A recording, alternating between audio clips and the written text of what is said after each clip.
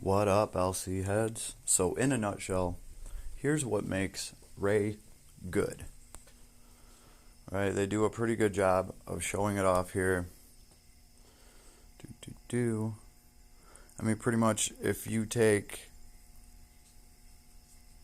another damage character with you, you should be able to muscle your way through this.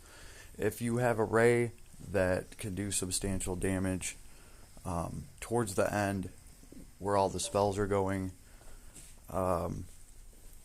you can get an S rank clear.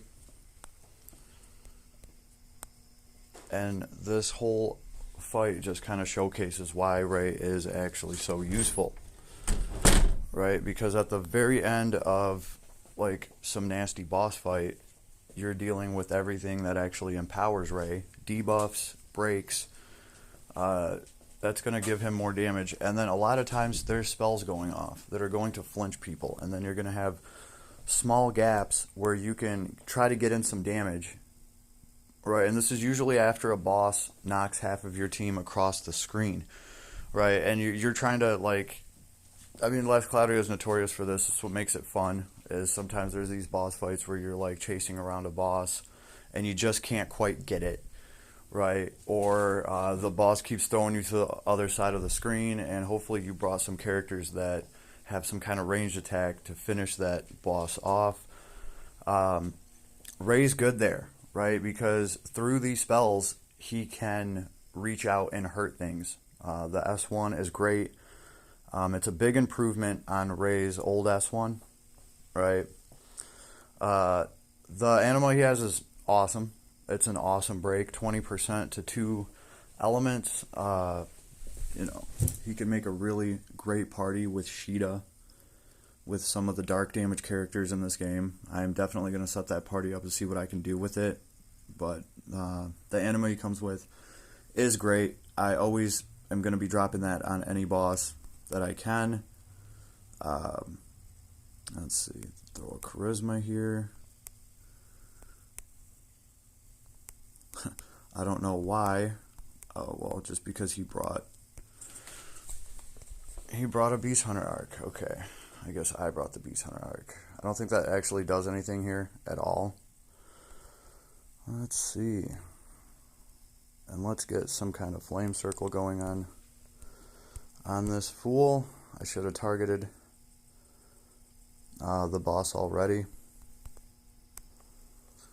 So what do we have here? Weaken, flame circle. We're all set.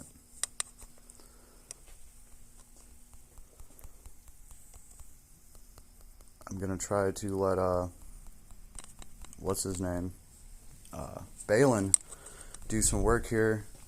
Dump his kit, because then when this thing starts doing damage,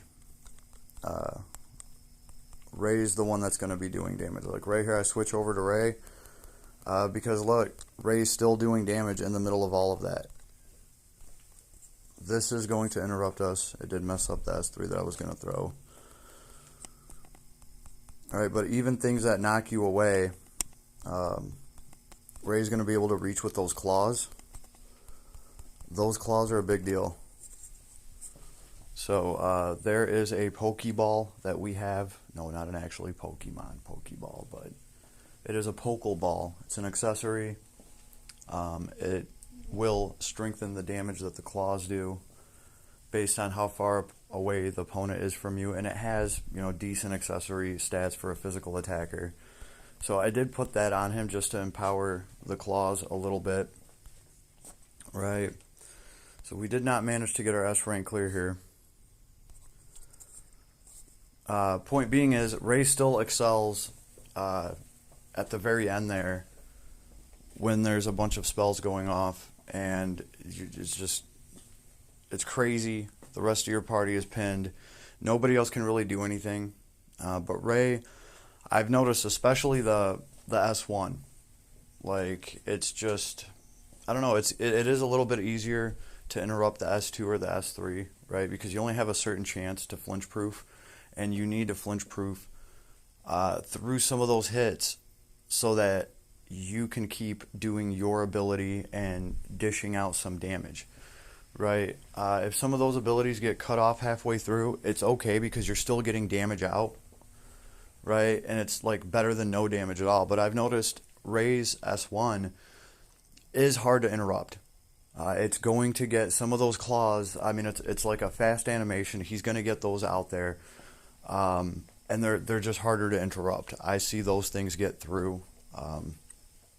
So I would save up a bunch of his S1 for when a boss throws a bunch of spells and you're just taking magic damage all over the place. That is where I would start throwing the S1 because it seems like it still goes through the most effective when there's a spell going off trying to interrupt you. That is what I've noticed, especially fighting this thing. I'm sure I didn't do a great job of showcasing it here.